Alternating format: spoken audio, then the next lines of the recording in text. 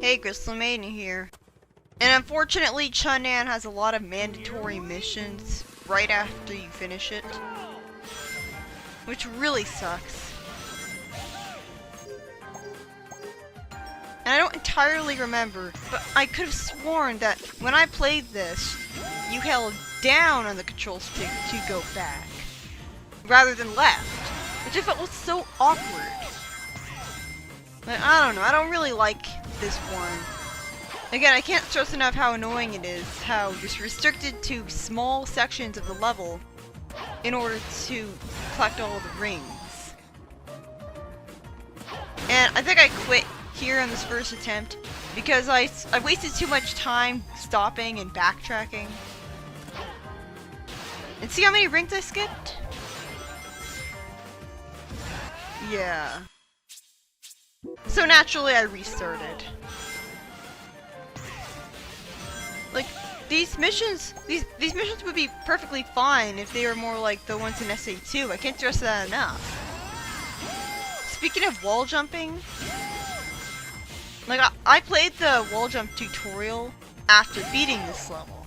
I don't show the footage though, but basically, Chip utterly fails at being a tutorial character yet again, because he doesn't even tell you the controls. Basically, what Chip does is he tells you to wall jump, but he doesn't tell you that you're supposed to hold the opposite direction of where you're facing to wall jump. Like, basically, you jump at a wall, you cling onto it, and then, like, say you want to jump to the left, then you just hold left and A, and then you cling onto that wall, and then you start holding right and A again. But he doesn't tell you that. And isn't it wonderful that you have to do another mission where you can't break anything? Again, this is completely at odds with what kind of game this is. This is a game about going fast, where the controls are not meant for not allowing you to... This game doesn't have tight enough controls to make it easy to just casually walk around and avoid the jars. Not without taking it really slowly and getting bored. I died so many times here. I don't know why they thought this was a good idea. Like, we loved the break ice mission so much that they decided we wanted to do it again. Most of the dash pads you can trust, except for that one that leads you directly into a white jar, but you can just quick step to avoid it. For the most part, the same logic applies here. Trust the dash pads. Really, the thing that killed me the most in this mission was the red rings. They're so inconsistent. Sometimes boosting kills you, and sometimes it doesn't. And sometimes holding up on them kills you, and sometimes it doesn't. Like, it shouldn't matter what direction you're holding when you get launched by those things. It should be a scripted, automated event. Like, I just hate how inconsistent they are with how you're supposed to deal with them. Like, it just artificially creates difficulty by changing up the rules on you. So how you're supposed to look at the items that you get is to press L or R on the map screen. The problem is, at no point are you ever told what pressing L or R does. So, you might assume that it just creates the stage select or something. And now yet another time where you're forced to talk to Professor Pickle again to be able to progress with the plot. Like, way to reward skill. It's not like, oh, you played the game before, so you can just skip going to Professor Pickle and go straight to the next Gaia Gate. That's not actually true. You are forced to talk to Professor Pickle before you can get anything done in this game. And that just feels really irritating to me. Like, I'm fine with linearity in Sonic games. That's generally how it should be. That's how it's been from the very beginning. The problem is that this game really makes the linearity feel forced, because it very could have easily have let you choose any level that you want. And sure, the difficulty balance would be entirely based on which levels you chose, Like, you could choose the hardest level before all the earlier levels. But still, it just feels really forced. A PC port of Unleashed was actually planned, but it was scrapped for unknown reasons, which really sucks because imagine how much the PC modding community could have helped out with this game. However, some already ported files can be found in PC version of Sonic Generations for some reason. Like button hits during load screens, images of purchasable goods, Sonic and Werehog life icons, and an incompleted renderer that can render directional shadows, which I believe the Unleashed project completed. But anyways, this is yet another boss fight that I absolutely hate. Yet another boss fight where boosting doesn't make it quicker in any way. I usually just take the hit from the lasers, stay on the very right side of it, and just jump into them. Yeah, funny thing, even though this game, for some reason, makes it so that you can't jump into enemies to hurt them anymore, you can still jump into this boss to damage it. How are you supposed to know that? Well, I guess that's convenient. But I don't know why they decided to suddenly continue the trend that 06 established. Like, you'd think that not being able to jump into enemies would be something that would only be true in 06 since, you know, the game was received badly. But no, instead they decided to keep it. So in this game, Sonic doesn't have any of the abilities that classic Sonic had, which kind of feels like a step backwards. He can't spin jump, and he can't spin dash. And now we've got Tohovenia in a Sonic game. Wonderful. Did they really think that bullet hell in a Sonic game was a good idea? The fireballs that you're expected to dodge are so tiny, and Sonic is so tiny it doesn't really stand out very well because he's a dark shade of blue, and when he's in the shadow parts of the bridge, he kind of blends in. So it's not exactly, it's kind of cheap being expected to dodge everything. Like, with the entire boss fight, you're really impatient, furiously waiting to be allowed to attack, because he has a stupid green force field that prevents you from attacking him. Why can't I just attack into him? Why can't I just boost into him whenever I want? Why do I have to wait for so long to be able to do anything? And I had like 0 lives left by the time I finally beat this boss. This is yet another boss fight that drags out for an eternity. So it's bosses like this that make me really thankful that you don't lose all your rings when you get hit.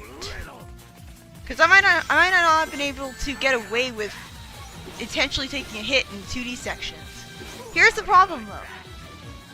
I died here because there's barely any rings at all in that section. They don't give you nearly enough rings for this boss fight. That's yet another reason why I don't think it's very well designed. But yeah, this game has the Hedgehog engine, which is a lighting engine made exclusively for a game as fast as Sonic's Day Stages. It makes sure that the environments still look good when you're boosting past them really fast. The problem is that they don't look as good when you're not in motion, which is pretty glaring considering that you'll be spending the vast majority of your time with this game as the Werehog. And the Werehog is just going through these environments really slowly. So it makes it really obvious that everything doesn't look as good when you're not in fast motion. Later games would use a watered down version of the Hedgehog engine. And this makes sense because the realistic lighting that made this game look so great came at a price. It came at the cost of the frame rate. Like, it's fine now, but especially in the PlayStation versions, you'll notice that when there's a lot of activity going on, especially like rushing water or something, you'll notice the frame rate become really choppy. Especially in the last level. But I don't think it's nearly as bad a problem in the Wii version. Like, I've never really noticed any frame rate issues. Like, I don't know. I'm not even really sure if this Wii version uses the Hedgehog engine. But honestly, if I had to choose between realistic lighting in a Sonic game and a good frame rate, I'd choose a good frame rate any day. Personally, I when you think of it that way, the Hedgehog engine was kind of a mistake. Like, I'd rather have good gameplay over slightly better graphics. Like, that's just me. Like, gameplay is what matters most to me. Although, having said that, the story and the lore and the characters and the coolness of the franchise in general, there's all sorts of things that will draw you to a game. Like, there's a lot of games with good gameplay that people still don't feel appeal to them, so they don't bother with it. So there's more than just good gameplay that can attract people to a game. That's why I'm so passionate about the series not just being about good gameplay, but also about good stories. Because it's not just the fact that I like the gameplay that I'm passionate about the Sonic series. It's also because I like the characters, and I feel like it has a lot of story potential, and I'm fascinated by its lore, like with the Chaos Emeralds and the Chaos Energy and stuff like that. And like there's a lot of reason for me to care, and a lot of it has to do with not only the fact that Sonic is marketed as a cool action hero, but also because, well, it's a story. Like call me misaimed, I don't care. I just prefer for a story to actually make me care about it. And somehow I got an S rank, even though I was like 0 lives by the time that I finally beat the boss. If you need any more proof that the ranking system is terrible, look no further. And now we get another completely pointless cutscene. This cutscene has no dialogue at all. Although considering the kind of game that we're talking about here, I think I'd rather have that. Because otherwise we'd just have Chip mentioning chocolate again. And like, that all by itself is not that bad. Although I'm not sure how it belongs to a Sonic game, considering that every other game in the series doesn't mention food nearly as often. But it's like, it's not necessarily the fact that food is mentioned that's a problem. It's the fact that it's mentioned so much. I'm going to make a video later on showing every single time that food is mentioned in the game. So I don't know why there are still people out there who doubt that this game has a food fetish, because it essentially does.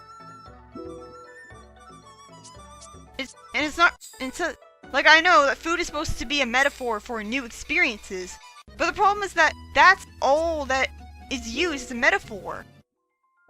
So it really comes off as repetitive and just a lazy way of trying to get humor. But yeah, you've gotten to the point where you can switch between night and day in the hub worlds at will. I don't know why you couldn't do that all along. Like, before, it was just, you beat a level, and that progresses the time of day. And that made sense. So it felt more justified that you were very limited. Like, you couldn't just choose to go from one level, any level you want.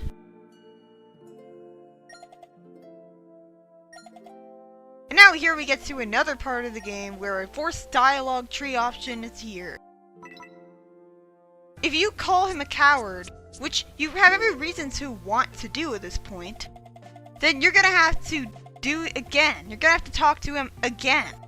What's the point of giving you multiple different options for dialogue if you're only allowed to choose one to progress with the plot? See? Like, the whole point of being able to have multiple different dialogue options is so that you have more opportunity for roleplay. You know, immersing yourself in the atmosphere by